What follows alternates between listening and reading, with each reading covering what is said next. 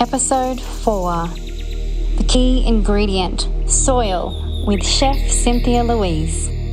Welcome to Thriving with Nature, a podcast that gives you the tools you need to live a modern lifestyle that helps regenerate our planet. And now your host, Hayley Weatherburn. Well, hello, Thrivers. Welcome to Thriving with Nature podcast. We have a special guest today, Chef Cynthia Louise, and I am so excited to introduce you all to the one and only, the phenomenal. The phenomenal. I call her phenomenal. She's a lot more humble, but the reason why I want to bring Chef Cynthia Louise here to the Thriving with Nature community is because one of the topics I talk about in living a regenerative lifestyle is food. And it's not just about food that feeds our soul, feeds our body, feeds all the microorganisms inside us. It's also about where we're getting our food from as well. And Chef Cynthia Louise, just to give you a little back of how I came across Chef Cynthia, I was very much a carnivore. I used to eat meat, and I had already transitioned into vegetarian. But as a previous carnivore, I had no idea how to cook. And I felt like my food was, most people, I think you would say, is when they transition, they just take meat out and then they're like, ooh, it's a half salad, lettuce and tomato. What else is there? What else is there? Yeah, totally. That's so true. And so I think the aha moment when I met Chef Cynthia Louise was creamy potato bake. No dairy. No dairy. And I was like, you can make milk from nuts? What? Yeah. So I want you to share a little bit about yourself, Chef. How did you come into this place of being a whole food chef? What was your journey and your relationship with not only the food coming from the ground, but what brings you here today that spreads the message that you're so passionate about? Well, hello, everybody. Yes! This is amazing, to have the opportunity to be on this amazing podcast. So, I grew up in Papua New Guinea. Papua New Guinea. I know, right?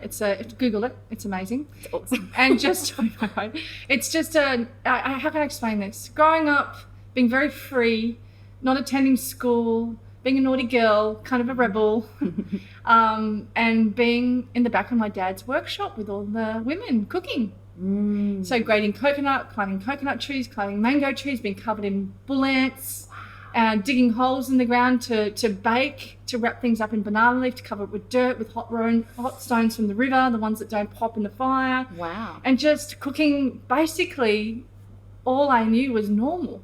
So that's where it's very raw, isn't it? Just a normal life. Back to nature. Yeah. So imagine that, a kid not going to school, but having this opportunity at my dad's workshop. All the people that worked for my dad had these homes. And I just became a part of their family, really. So I believe that's a download for me. And then moving to Australia in my early 20s, I found myself shocked in society. I found it very hard and very challenging to be able to open a can or have meat and 3 veg. You know what I mean? And you know, I'm 21, I'm 20 years old kind of thing, and it's challenging. I didn't really understand it because I had diets, and I didn't have TV, and I didn't have shopping centres, and I didn't have plans or any kind of trends. I was very much grew up like that. Yeah. So, and then that kind of was in me, right? And so as I'm raising my child, I'm just cooking what I call normal, making things from scratch. So as a stay-at-home mum, I had a property, I grew my own food. I got right into just simply waking up every day and going down to the garden and kept it very simple. I had no knowledge about health or wellness, or I didn't really have any knowledge about this agriculture industry, which is permaculture, biodynamics, organics, conventional. I just knew how to really make soil really yummy. And I don't even know where that came from. So that kind of was in me. And then later on in life, I got into a bit of a crisis point where I decided to transform my career. And I went and got a job as a chef in one of Australia's leading health retreats. Now, this health retreat had 2,000 million acres or whatever it is of land, not 2,000 million, but a lot, and 350 fruit trees and a couple of, a really great garden space for us chefs to have. And so that I just dove into natural cooking, and it came naturally. I didn't have to fight it. So that's where it came from that place. And then from there, I've just swum in it. As you can see, we're swimming in it. It's all behind me. Don't be intimidated. It's okay. I love her kitchen. And so it just is. It just is. Yeah. So that's an amazing to go from something raw. Yeah. Have that sort of shock in the Western society of like, why are things in cans and plastic, and I don't know how to work with this, and then getting onto some land and going, well, let's go back to what I know and growing it. Yes. One of the things that really admire about you is you also, from the journey that I've known you, you know, health is so important, right? And so you had your own health journey as well. How did that play a part in becoming even more passionate about why people need to have whole foods? Yeah, with my health journey, I'm so qualified to even speak about this now, because when you go through a major surgery and a major crisis point with one of your organs, you start to question, like, okay, well, I was born with a heart defect. So for mine was very different from somebody having a food-related chronic disease or a food-related disease in the organ. Mine was a defect from when I was born. But what I knew was that the heart was surrounded by all the other parts in my body, and everything were made out of tubes, right? So I knew that surrounding would become inflammation and calcification. And so without jumping onto Google and without looking for the answer, which was painful, without doing that, I just swam in nature, really. So what I did was, instead of being alkaline and trying to find the diet or trying to not be so acidic or trying to take out inflammation, I just simply recognized the foods that made me feel good when I ate them. And I noticed how I felt inside, which prolonged my surgery for 17 years. Yeah, that's amazing. It's amazing. So it wasn't following a trend or a diet. It was simply going back to nature and to really understand that whole real food does take time, but also nature takes time as well. Yeah. And so when I sat there, I just started to work out for myself I got goosebumps talking about it, what actually made me feel very abundant and delicious. And it's simple stuff. Yeah. It's broccoli and rice. Yes. Yeah. Something. It's not gourmet. Yeah. It is so simple. I think we can get confused by the complexity, and I do want to talk about that later, is to help the person who's not a cook in the kitchen and not not expert and hardly knows how to follow a recipe. I want to talk about that in a minute, but I want to jump back on just letting nature heal you. A book that I have loved, and actually I haven't talked about yet on the podcast, is called Anastasia. There's a whole book series called the Ringing Cedar series, and it was a pinnacle time in my life that really shifted and brought my attention to coming back to nature. And in that book, Anastasia talks about how if you really come back into nature, there's a part where she helps show how you can become attuned to nature. If you're planting the seeds, if you're nurturing it and your body is around it, we're not separate from nature, we are nature. And so just as trees, without trees, we can't have the exchange. We need to breathe carbon dioxide. I mean, we need to breathe oxygen. We die with carbon dioxide. But they turn our carbon dioxide, our waste, into something that we can breathe again. Going to plant seeds, tomatoes, lettuce, or have your own garden that you walk through every day, that your sweat goes into, that your hands are in, the plants actually can read the diseases inside your body and make sure, and through the the fungal, they'll pull the nutrients that it knows that your body needs.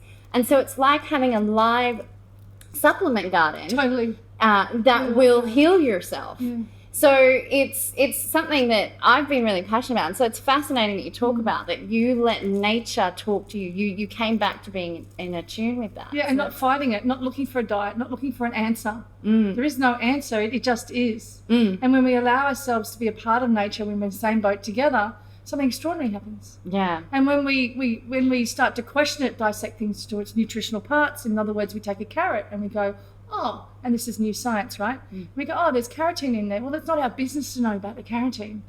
It's not your business. Don't need to remember all those funny words. It's fascinating, and we acknowledge and honour mankind, because it is incredible to actually be able to do that in science. Oh, yeah. Though for the mum at home, it's irrelevant.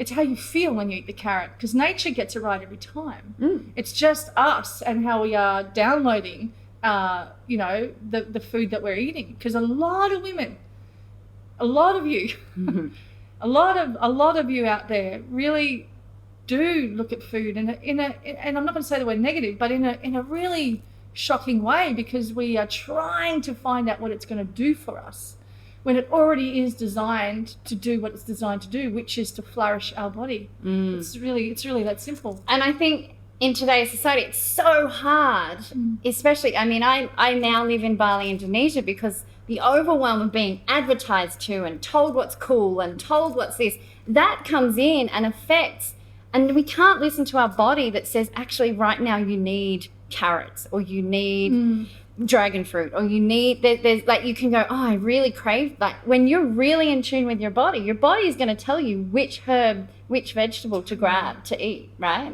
Fascinating subject. And when you're stressed, and stress, I mean, it could be fight and flight, which is paying your home loan, don't have enough payment, you've got credit card bills, there's private school fees, you've got to get to work, you're in traffic. When we're constantly in fight and flight, I'm not talking about running away from an animal that's about to attack us like in the old days. We're constantly in it.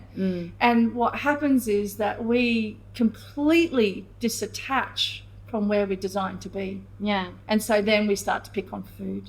And then we start to do many, many things, overeat. Make it complicated. We tell ourselves some really interesting moments of negativity, and then we dive into the cycle of looping around a diet. And it's very classic when nature's still standing there going, hey, bye, bye, I'm here to heal you. And so, eat plants, yeah, but really eat mostly plants, and eat food with food comes from what food eats. So we were talking about this before, a carrot compared to a conventional carrot. Yeah, I want to say that. Yeah, so because this is where it comes from. Yeah, there's a quote here, and it's by Dan Kittredge. He's a Bionutrient Food Association person, which sounds very sciencey. Very, very, very clever. Very clever. But what he says is profound. He says 1 carrot grown in healthy soil can have as many polyphenols, big word, which means micronutrients high in antioxidants. So 1 carrot can have as many of them as 200 conventional carrots. Boom. 200. So my understanding of this quote is saying, and I'd love to, you're very passionate about soil as much as I am. 1 carrot that is growing in rich life. I can imagine in the back of the kitchen, just out the garden, the soil would have been lush and green, like dark brown and loamy and alive. And those nutrients, I salivate. It's like my body naturally is like nature.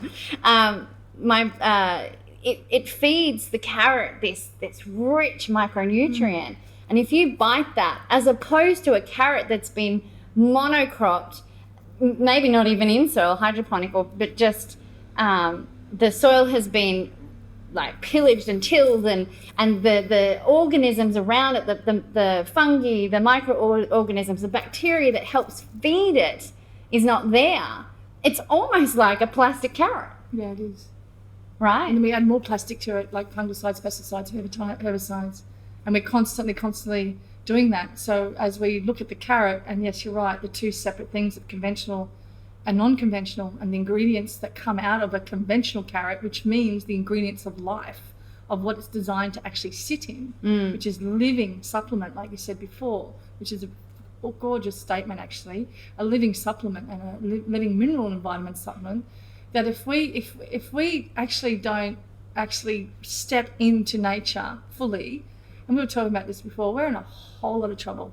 And so building soil, so someone in the city, so you're in an apartment right now, you're like, well, I don't have that opportunity. Yeah, so what do you do? What do you do? Well, there is so much opportunity. That's the thing. Cities have city farms. They have ability to join permaculture groups. Community farms. There are so many farmers markets that are happening these days, and not just one on Sunday anymore. There's one 3 times a week. So shaking the hand that feeds us to really acknowledge the fact that where that food came from and the depth of the experience the soil has. But if we continue to buy and fund an industry that supplies us with plastic carrots, our bodies are in a whole lot of trouble. And this is a classic statement. We're going to live a lot longer for sure, but we're going to live a lot. We're going to have this medicated vibe about us because out of balance. Balance. Yeah. And so, I mean, one thing, you know, we're saying get into nature, and if you do live in the middle of a city, you do live in an apartment, get grounded. At least one time a week, spend 20 minutes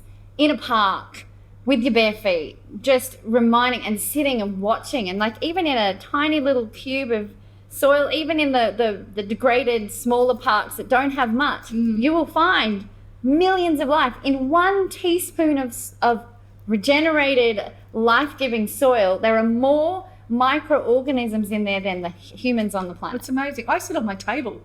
I have a couch over there, I've got chairs over there. I sit on my wooden table all the time, and I feel so connected to it.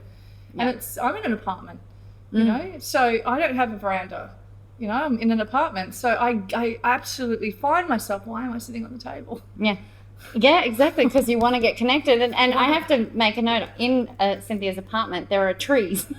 She has so many plants. She's brought so much life into... There are trees. That's a tree. Really you could turn the camera around if it's a tree. And I notice it when I take my plants out to give them a bit of sun, a bit of water outside. That day that I walk in and there's no plants in it, it's stale. 100%. You can tell the difference, that you're like, oh my gosh, they're bringing fresh oxygen, totally fresh light. And I've surrounded my little office desk with trees around me.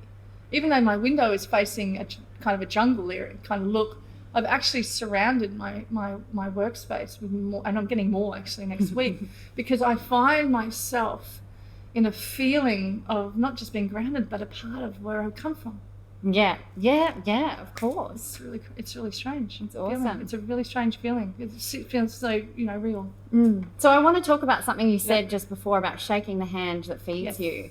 It's something that I just admired. One of your very first intro video, like if you go back into her old archive of YouTube, there's an intro of her walking in the markets here in Bali. And talk a bit about what that means, and what that means to the farmers, and what that means for you as a consumer, talking to the farmers. It means everything to me, because I find farming so fascinating. I find that going to any kind of shopping centre or any kind of farmer's market, it doesn't matter what it is where I get food from, I feel so connected to that produce. And then when I go to a farmer's market and shake the hand that feeds me, I feel even more interested in the process from seed to planting to harvest. I'm so fascinating. And then I go into a love affair with, what if the world actually understood soil health? And what if the world understood where food comes from? We would have a lightness about us. There would be I have so much lightness about it. What do you think? What do you want to share that's a really key piece? Because I remember you first talking about soil, and I could appreciate it, but I'm starting to learn a lot more. You know, even scientists didn't know, you know, up until recently, really the importance of life in soil. So what do you think is important to share about what people should know about soil? I mean, you said just before, when you look at all these different whole foods, what have we got here? We've got dates, we've got cranberries, and black beans, and red beans, wild rice, kimchi, and cacao and rice. So you see soil. So what do you think? What does the mum, dad, consumer that's in Western society that's doing? What do you think they need to know about soil? I think, and why it's so important. I think that when you pick up a product, and I really encourage you to read it and to have a deep understanding of what it is first. So for products that I buy, there's really just one ingredient in the product. Like black beans, it's black beans. Oats, it's oats. I don't really buy food that is contaminated with a lot of ingredients that are not food ingredients. So I encourage everyone to take the time to pick up something and read it. And then if you feel the joy of that, because it's joy, right? Then kind of go through the steps. Imagine this, right? The guy that planted the seed, who actually made the soil in the first place, to the harvest, to the person packing it, to the truck driver that picked it up, to the shop it went to the lady that put it on the shelf, to the lady at the checkout. That to me is a celebration. And what it's so fun to do with kids. And if you can just try and celebrate that, then your interest will be, oh, I wonder if I went to the farmer's market and I wonder if I bought it from there. Or I wonder where really this broccoli came from and what it felt like for that farmer to harvest that. Because farming is one of the most incredible moments that anyone could ever be involved in, and we don't have that involvement. So if we can think about it and go through those channels, like I said, that celebration, you have a download, and then suddenly you become interested. Suddenly you listen to podcasts like this and other podcasts, and suddenly you're watching other shows, I think, and something happens. And watching your cooking shows and learning how to make it. You just become what you're designed to be, and interconnected. Yeah. It's so valuable. And what I read this, that we're in a bit of an upside down society. We think oil is so important, that oil is the commodity, the value, but nothing will exist if there's no soil. Yeah, totally. And we have 60 years left of topsoil if we continue the direction we're going. That's our lifetime. Then your kids, grandkids, they've got nothing. Scares the shit out of me. Yeah, and very highly quickly will So decline. what can I do as a consumer? Well, I don't have a garden. I'm working 12 hours a day. I'm not going to, this is the realistic. Yeah. I have 2 kids. My husband's coming home. I've got home late, but I don't have time. I don't have time. So how can I then go, okay, I don't have time. Now I'm going to value a little bit of that time. And I'm actually going to go find that person who sells that organic rice, or I'm going to go online and buy it. And we can do it globally. We create a ripple effect. Exactly. That's it. That's the All main you gotta thing. do. What you put on your plate, and you'll find out. You definitely have to go to chefcynthialouise.com.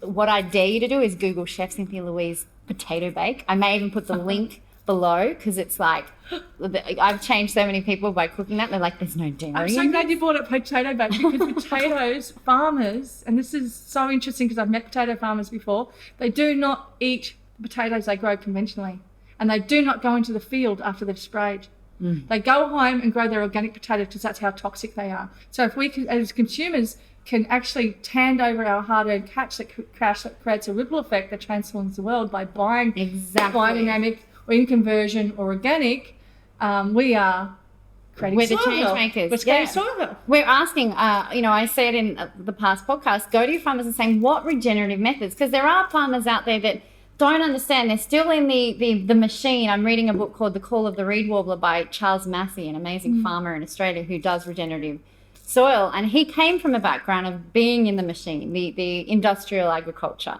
And so if more and more of us who, because food is like the core, we have to eat. Yep. I'm damn, because it's delicious, especially when you eat Chef Cynthia Louise food. Damn delicious. That's where you can make a difference, because you have to eat anyway. And just by making that micro shift to, I'm going to start using regenerative products, going to the farmer's market and say, what regenerative methods? Can I come out and see the soil? And they'll love to show you the difference between this soil is grown. And so the difference with regenerative agriculture is that it will continue to build the soil forever and ever and ever and ever. So we start to shift from, at the moment, depleting the soil and heading to doom. And all of a sudden, we just know that in a year's time, if we keep going to that farmer, it's going to be even more powerful for us in our gut and everything. Totally. So this is where you can make a change. Something so simple. And I definitely will put a link down below to Chef Cynthia Louise's website, because you're so generous in sharing how simple, and that's coming back to what I said I want to come back to, is you really understand how hard it is in the Western world when you've got full-time jobs, both of you, you've got 2-3 kids with sports that you've got to go to every night, weekend, all that kind of stuff. And when it comes to food, of course, convenience is the thing, but you make it so easy. And because there aren't complicated ingredients, because you can just go to your local farmer's market and get everything you need and cook a massive potato bake and you've got it for the week. That is really powerful. Yeah, it is. It's very powerful. So making the right choices, but more than so, making the choices that we're designed to make, which is nature. So buying the black beans, make a decision. Because conventional versus something that has grown food and really great soil health, you're actually a change maker. You know, we see those ads all the time, the change you want to be. You're actually it. Yeah, you're doing it. You're living it. Yeah, you don't have to put the meme up. You're actually it. You're a thriver. Yeah. And eating delicious, gorgeous food. Governments aren't going to change the world. We are individuals. And part of your community, you've seen so many people who've just shifted by cooking this way. Oh, massive. And their health, like just massive. The symptoms that they didn't really think were symptoms have suddenly disappeared. And we're talking simple recipes here, not complicated stuff. Massive, huge transformation. Spaghetti bolognese. Huge transformation in health. And that simple spaghetti bolognese that they bought those vegetables conventional, now they have the recipe, and they're now looking at the recipe, that the recipe is a guide. It's the intention behind the recipe that I teach. What is the intention behind the recipe? And how can we provide ourselves with nutrients and a simple dish after we've worked all day? And how does it become a part of us that we start to gravitate and value different farming methods that aren't conventional? It's massive transformation. It is. It's huge. Absolutely massive. I'm so grateful for having you here today. I wanted to point out a quote that I wanted to read. It says, this is by Dr. Mark Hyman, who's a famous doctor out there and who talks about health. He has many books. He's something like a best-selling books, 8 different books, and it's all about food and eating whole foods. And his quote is, food is the nexus, the center of most of our world's health, economic, environmental, climate, social, and even political crisis. So by you just paying $1 to this regenerative farmer over a monocropping industrial agricultural farmer will force the change across everywhere. Yeah, it's not that hard. Like I said, you're in an apartment building, you go down to your local supermarket, you have a choice. Yeah. That black bean or that black bean. And that black bean's conventional or it's organic, biodynamic, or in conversion. Yeah. Massive transformation. It doesn't have to, you don't have to go down and turn the soil and grow food. After you've worked 12 hours a day, there is answers.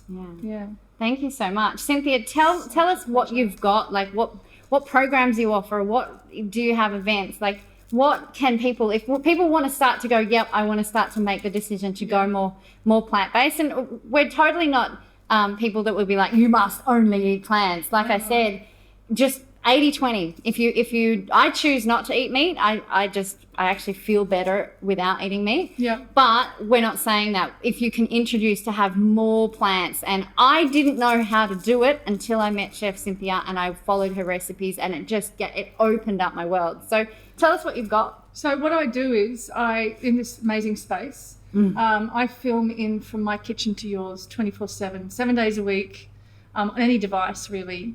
And I take you through techniques and skills that we've not been taught, because we've been taught how to eat and we're not being taught how to cook. So I hold your hand through a process on this online platform that gives you an opportunity to really sink into nature and to take out the bullshit really of having to be a certain way and look a certain way. And so each recipe is designed with your organs in mind, all 78 of your organs. Awesome. And that direct connection between nature and yourself is in one boat together. So that's what I do online. And then I have physical products. So I have a